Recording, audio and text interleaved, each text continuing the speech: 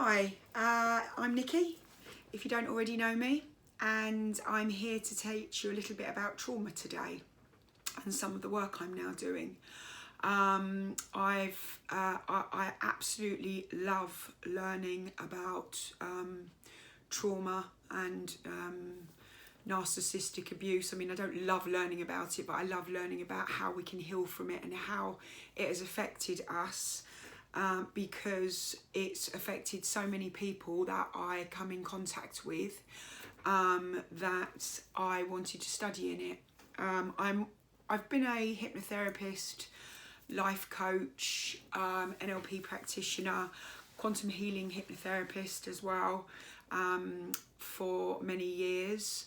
I do a lot of spiritual practices too, and I have noticed, nearly everybody that comes for therapy, coaching, whatever, a lot of it stems down to childhood trauma.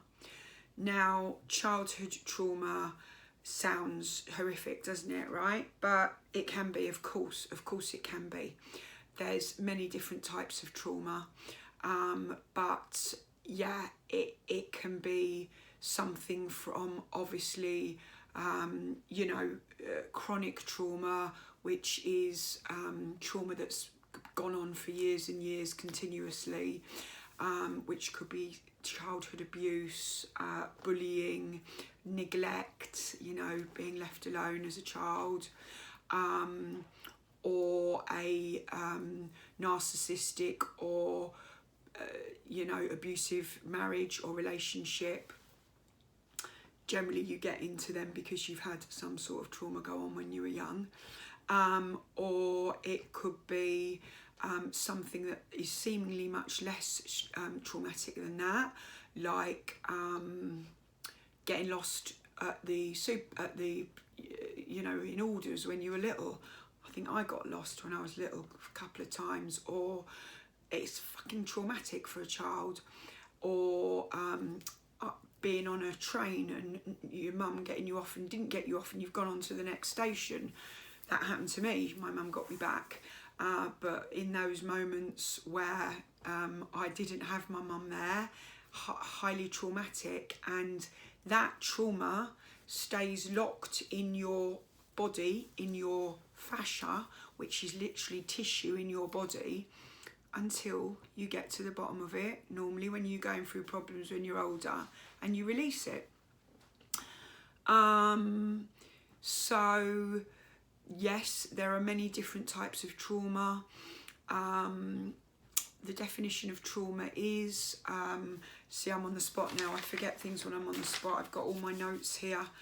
I'm a real note writer rather than having slides on a PowerPoint on a computer, which is what I could do, but I'm still a bit old school like that. I do want to look at that. But trauma is a deeply distressing or disturbing experience, an emotional shock following a stressful event or a physical injury, which may lead to long-term neurosis, upheaval, shock, distress, death of somebody, not yourself obviously, or you wouldn't be having it anymore, would you? Stress, pain, anguish, physical injury. So, and then stress is something that we find very hard to cope with and causes us to produce cortisol, which is something that flows through our body when we're under stress or in trauma, that very, very detrimentally affects our health. And many of us will have lived all of our life in a state of stress, fight, flight, or freeze, which I'll explain about in a little while. And you can function all your life like that. But if you do, you very often have an early death and are ill due to it. The good thing is, because that sounds a bit depressing, right? If you're listening to this and you're in that situation, the good thing is you can reverse these things. So yes, where was I? So everybody experiences trauma. Well, nearly everybody, I suppose, unless you're born into an enlightened family who live in the forest as Buddhist monks, then you're probably going to have had some trauma go on. So for me, for instance, what was my very first trauma?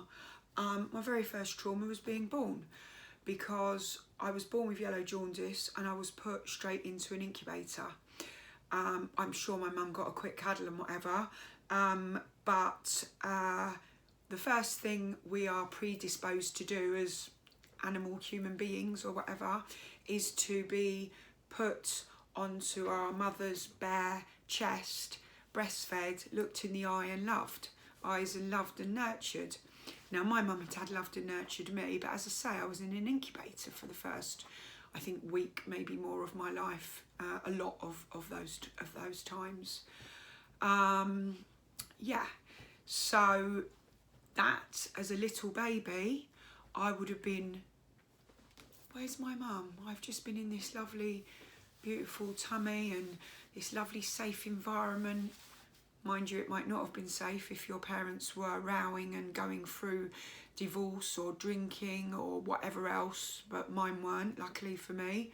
Although my mum did suffer a bit from depression when she was pregnant, which many women do. So already there's this stuff going on for us, these traumatic experiences, which as adults, we don't think of traumatic experiences until we start doing this work, right? So yeah, that was one for me. Another one for me was being sent to a tutor because I was bottom of the class, not bottom of the class, but wasn't doing well in big comprehensive school, and I wasn't doing well at maths. So mum and dad sent me to a tutor, thinking they were doing the best they could for me. I don't know how old I was at the time, I don't know, 8 or something. She was fucking vile to me. I didn't tell my mum and dad, I don't know why. But I just remember crying every time I was there, feeling very stupid because she made me feel stupid. She didn't help me with the stuff I was doing, or if she did, she was very short-tempered and made me feel uneasy. You know, not like some of these amazing teachers who, you know, do amazing stuff and put kids at ease. And I just remember, and this came out in hypnotherapy, I never knew this until years later, that her husband came home. He was quite a nice man, if I remember. And he's like, what's that little girl, Nicola, doing? She's crying her eyes out in there. And the wife, the tutor, said to him, just leave her, she's stupid. It's so easy what I've given her and she can't even do it. I can't remember the exact words, but she called me stupid. Now, I didn't know that had sunk into my head all my life and, you know, been stored in my cellular memory. Like, did you have a jokey family? Our family couldn't stop joking, sarcastic as anything, you know, ripping the piss out of each other. It's funny, it is funny, and we still do it. But as a kid, and I'm not saying my parents did it, but I'm saying it happens in some families, you know, being called thicko or dumbo or whatever doesn't do you any favours. And these are all things that have just very normally gone on in loads of families and are not seen as traumatic triggers for you to not feel good about yourself, not feel enough, never live your true potential until, of course, you start learning about what's holding you back and putting the work in. So working with trauma is about awareness of the trauma, about intention setting of how you can get through it, of regulating your body. So as a baby, you co-regulate with your mother, which I did with my mum, not at first, obviously, which was traumatic, but she was a very cuddly, my mum and dad were very cuddly, and, you know, amazing parents in that way.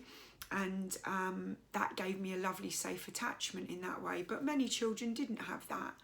And for instance, what's it called when they sort of told us years ago, don't pick your babies up, leave them to cry.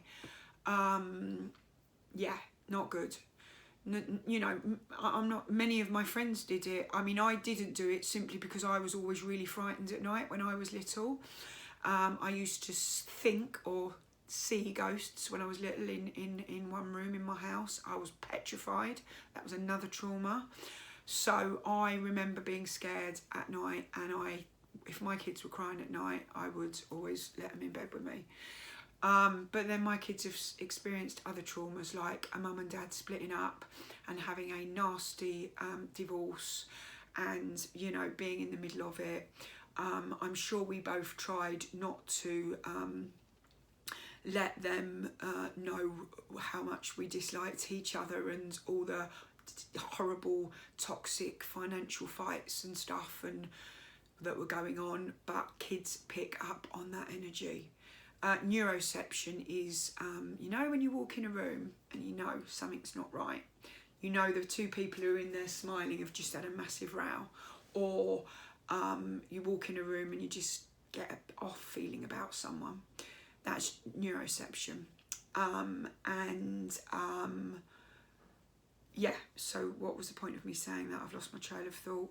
Yeah, so that's another something we have that, yeah, as kids, our mum and dads might be smiling when we come in the room, or, you know, we're watching telly while they're rowing with each other but whispering behind us. We know what's going on, and it's horrible. So yes, there are many, and historical trauma, as I mentioned, back through generations of abuse, especially in certain countries and certain religions. Yeah, there's been some horrible things go on, and it feeds through our nervous system, our DNA, and just things we hear and pick up on. And even if it hasn't necessarily happened to us, those energies can come with us in our life. So yes, we've got what else? So there's adverse childhood experiences, which are called ACEs, which if you've worked in mental health, which I have, if you've got a very high list of those going on from childhood, or even just a few of them, then you are prevalent to getting mental health problems or illnesses, which come out through living in that state of fight or flight, cortisol pumping through the body, very unhealthy for you throughout your life. I remember when I went through my divorce, I literally was sat with my head in my hands for so much of those years and years it went on for. It was after that I started getting counselling and stuff to, you know, what the fuck's going on with my life? I can't keep living like this. Money problems are a massive trauma. That should be a new word. Stress. And, you know, I've certainly had plenty of them in my time. I've had loads of money. I've lost loads of money. I've had it all. I've lost it all. I've lost houses. Yeah. I've had a lot of stress with my business, my recent business, which many people watching this will probably know about. Don't ever work in events, guys. And then we've just had COVID that's just fucked us all with money and business, right? So a lot of people at the moment are going through a lot of stress. Now, if COVID, for instance, has affected us and our businesses, we might be able to deal with it better or worse depending on what traumas we've experienced over the years. So say, for instance, veterans in the war, you've got two veterans in the war, and one comes out with PTSD and one doesn't. One was able to save his colleague's life, and the other saw his mate, his soldier mate, blown to smithereens and couldn't save his life. It might be a bit of an odd example, but as you can imagine, one of those is going to come out with likely to have PTSD. Two people in a car accident, exactly the same accident, exactly equally as traumatic, but their perception and how they deal with it. One's had absolutely loads of childhood trauma in their youth, trauma in their relationships. The others had a few, but they've dealt with it okay, not so many. Which one's going to get the trauma? Yeah. So that is a little bit of a rundown. I haven't prepared for this very well, but I hope I'm explaining myself. When I get a bee in my bonnet and I want to do something, I do it. And I am going to one day start doing PowerPoint stuff and all that, but let's never mind that at the moment. So polyvagal theory, I'm going to quickly touch on that because that has been a recent, I don't know, I think it was the 70s that it was came out, and I don't know who invented it as such, but we have a very long nerve, a wandering nerve they call it, going through our body from the top tip of our head here all the way down to the base of our tummy area. And that is stimulated by stresses and situations. So we've got three parts to the brain. We've got the part that I'm in now, talking to you, the logical part. The part that feels safe, connected, in flow, in a good place, not stressed. That's called your ventral part of your vagal system, and that's where we want to be in most of the time. Then in the middle part, so say that is that hand shape is your brain. That top bit's the safe part, ventral. This middle bit here is the sympathetic nervous system, the limbic system, which is when we're on fight or flight. So, you know, if you are being triggered because of childhood abuse, or, you know, that time you were left in the supermarket and lost, or whatever it is, or you had lots of things go on, you're going to be on red alert, on your fight or flight is going off like crazy. It's called your amygdala. And when you're constantly going through stressful situations throughout life, you live on red alert with your amygdala like a flipping detector, just looking for danger. So even when there is no danger, you're still looking for it, and you've got that cortisol pumping through your body, not doing you any favours at all. It affects, you know, your menstrual system, it affects your digestive system, it will affect weight, because if you're in fight or flight, if you're waiting for the next thing to come, if you're an animal, you would be reserving all your energy. So you're not going to start digesting, you're not going to start you know, using up those calories. You're going to save them all for when you've got to have a fight with this lion that you know is coming around the corner. So it makes you know, you put on weight, you get autoimmune diseases like you know, fibromyalgia, you know, all sorts of I mean, there's loads of diseases that are caused by this sort of thing. You know, people with a lot of stress in their life often get cancer. You know, just as I say, 80%, did I say 80% of illness is caused by stress? Anyway, so then we've got this bottom, absolutely primordial part of our brain, the brainstem, which is right back from times when, you know, we were out in the, well, we were animals, and we were feigning death. We've totally shut down, and you know, we're absolutely petrified out of our mind. That is your dorsal vagal. Now I've been in and out of these two places, and of course on that you know, safety place throughout my life. When my business went tits up, and I lost huge amounts of money, and my home, I literally couldn't open my emails. Fucking hell, every time I did, somebody wanted money. It was awful. I didn't want to answer my phone. I didn't want to talk to my friends, didn't want to talk to my family. It was awful. Yeah. If I had done more of this work at that time when it happened, I might have dealt with it better. And I've equally got problems going on now, because like we've just been through COVID, the events industry is suffering hugely, and it's caused me money problems. I've had money problems with my ex throughout my life, and arguments over properties and support for the children and all that sort of thing. It been dragged in and out of court, absolutely terrifying. Thinking you're going to lose everything.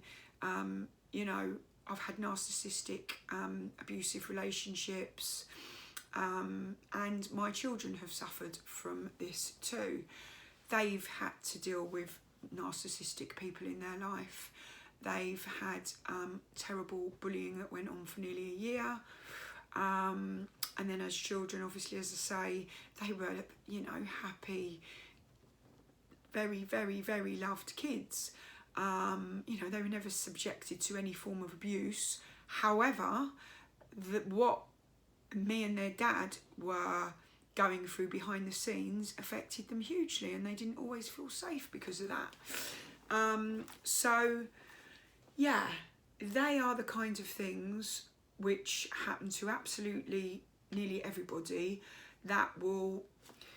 there's an analogy or a metaphor or whatever that was used in my trauma training of a swimming pool with beach balls in it, and each beach ball represents one of the traumas that you've experienced. So you draw these beach balls in this square swimming pool, and my God, when you think mostly how many traumas you've experienced that you've even forgot about, you know, no wonder we have struggle in life sometimes. But the great thing is we are now learning so much about it, and people are healing and totally changing their life, moving from survival mode and you know, not feeling good about themselves, feeling absolutely shit, depression, anxiety, into self-leadership, success in their life, abundance, great relationships. Anyone who comes out and says they're completely healed is, well, I'd like to meet anyone, but there's a lot of healing to be done, and puts us in a much better place in life. But I'd say we are always a work in process.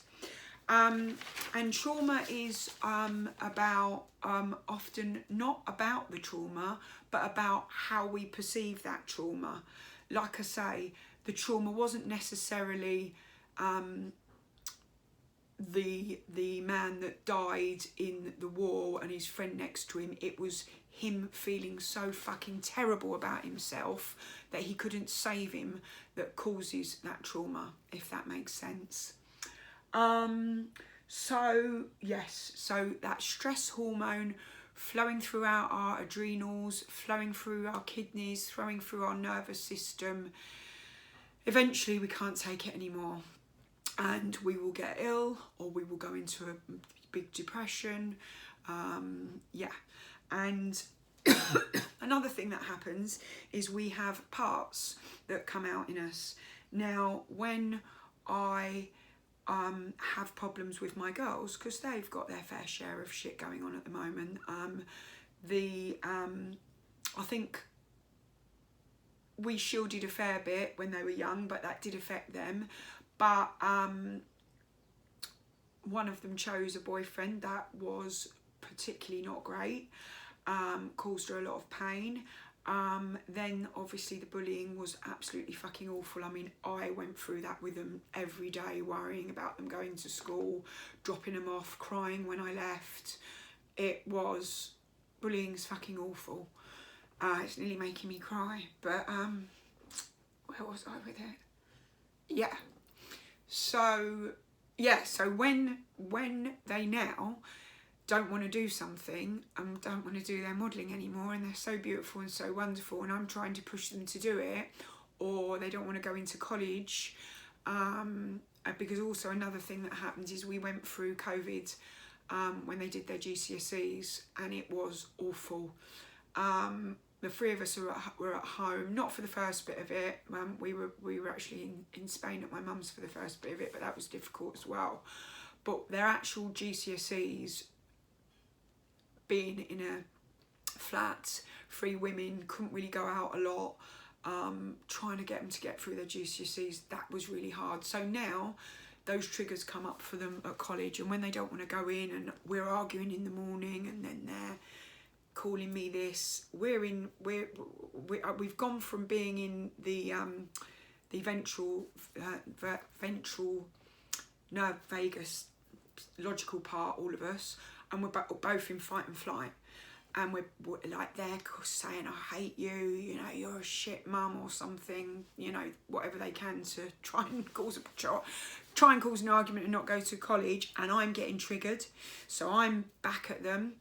But now, I mean, that doesn't happen so much anymore, because I've done all this with the girls, and we're like, yeah, we're feeling ourselves slipping into, you know, high alert, anger, defence, and I'll go out for a walk, or one of the girls will go into the garden, or, you know, I mean, or the sorts of things the somatic things we need to calm our nervous system are things like breathing techniques, which the girls now do, meditations, humming really soothes your nervous vague.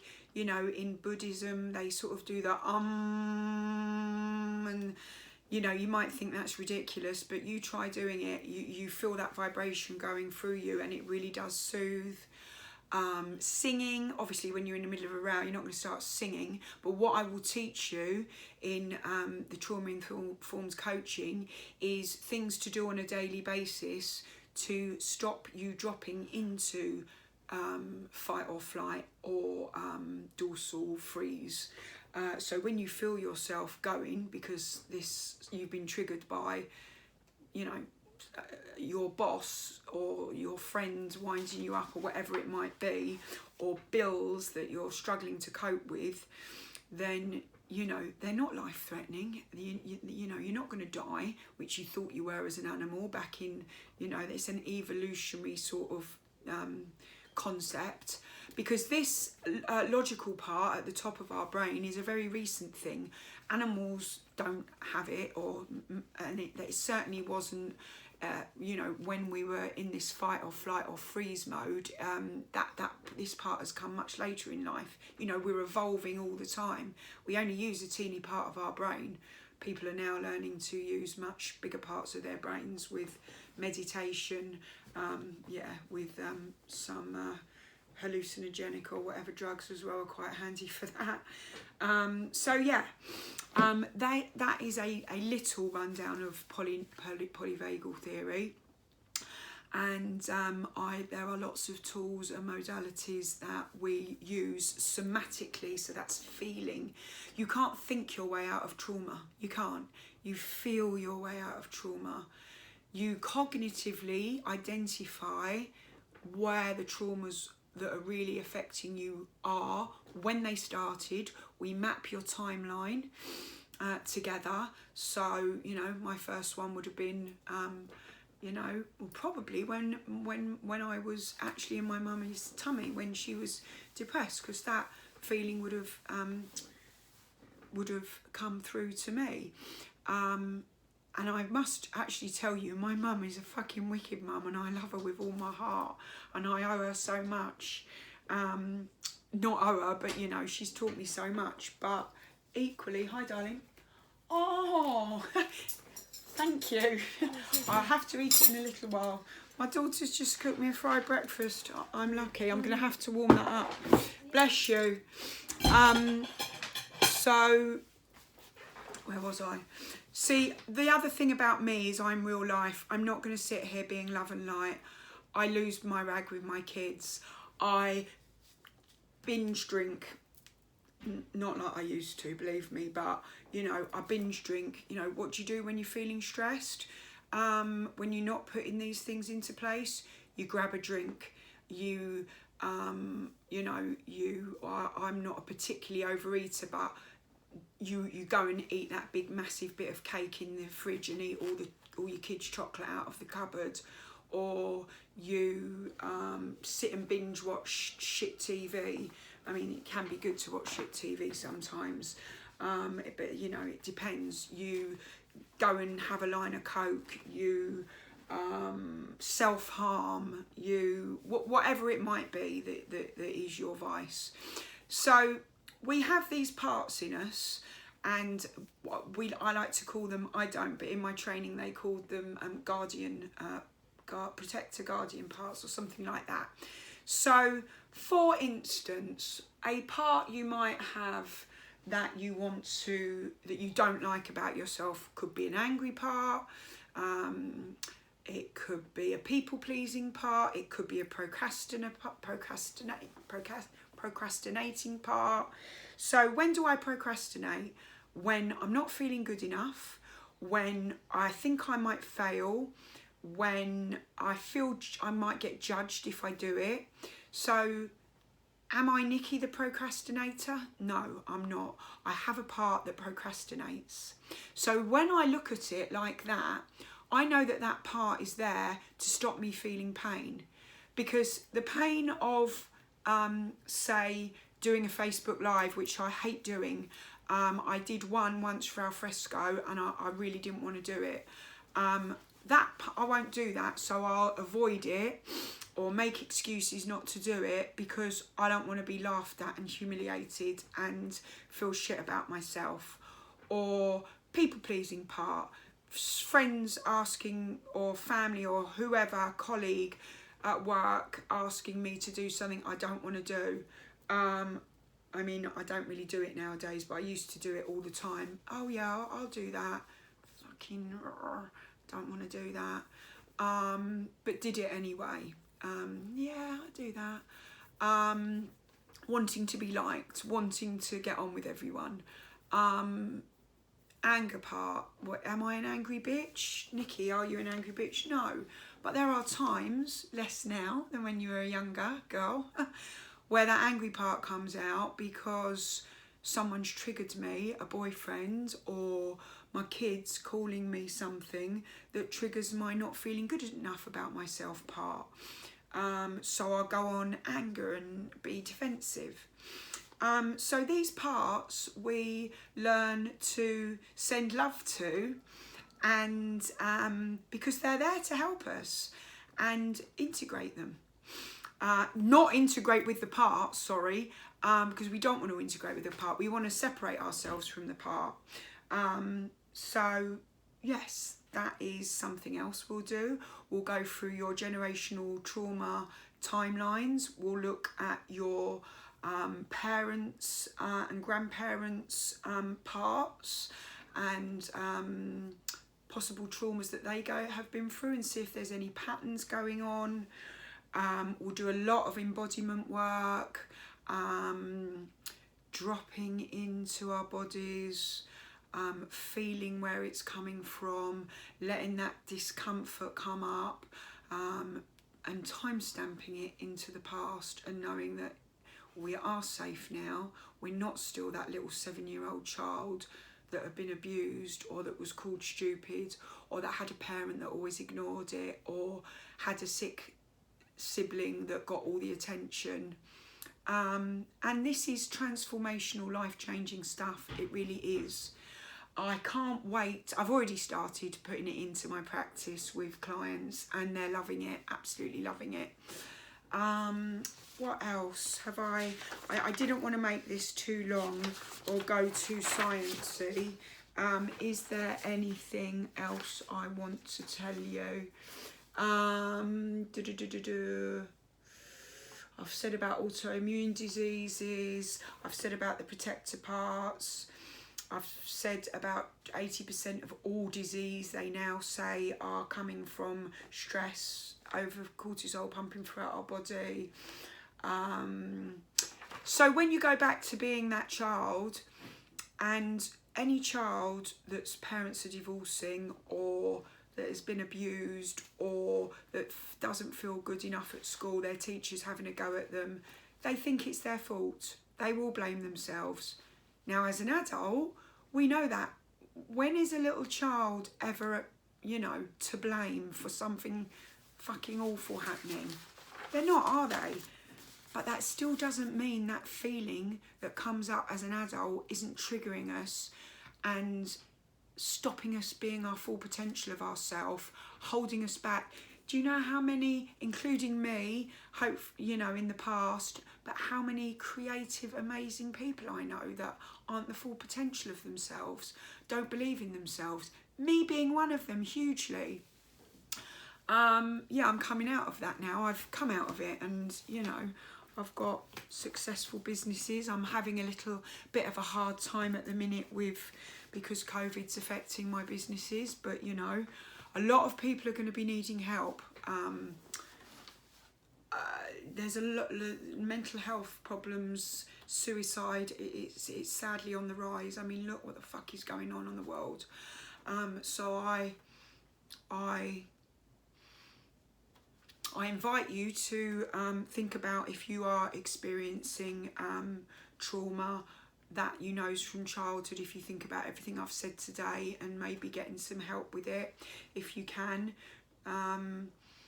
Also, you know, if you are any type of therapist, getting trained in that kind of therapy is going to be really helpful for the fucking planet, for the communities around you.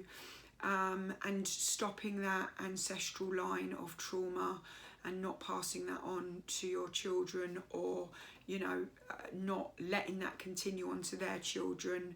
My children have, you know, dealt with everything so much better than they would have done if they didn't know about why and how what's happened in their past is affecting them.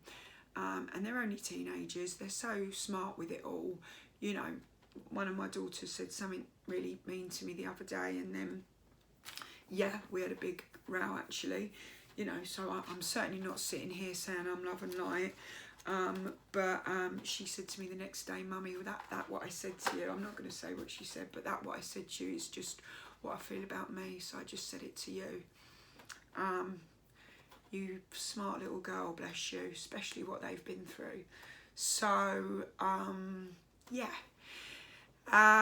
That's it for your little trauma lesson. I'm going to do a little lesson on a little video. I'm going to do lots of videos that will all be free and I hope will help you.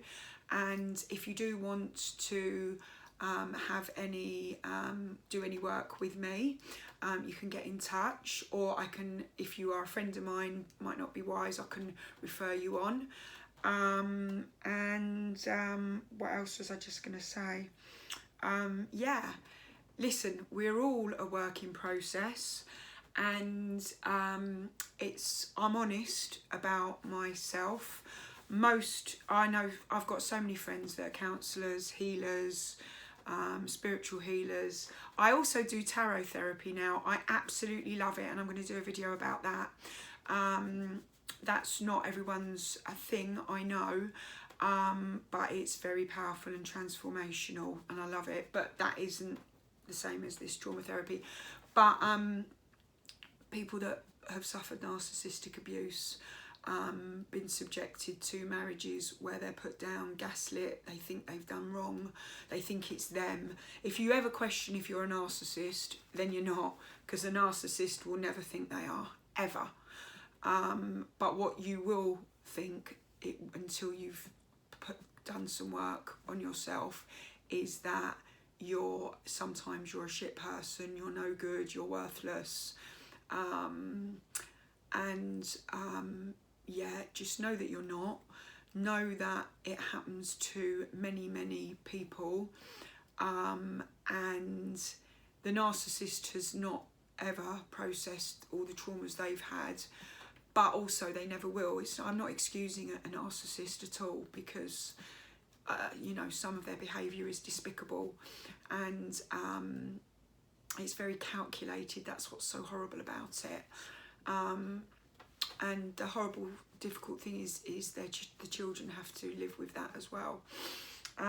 So yes, I will be uploading some information on narcissistic abuse, and how you can get your life back, get back into self-leadership, have a successful life, know your true purpose, believe in yourself. Yeah, sounds good, eh? To have all that. Okay, well, thank you for listening, and over and out for now.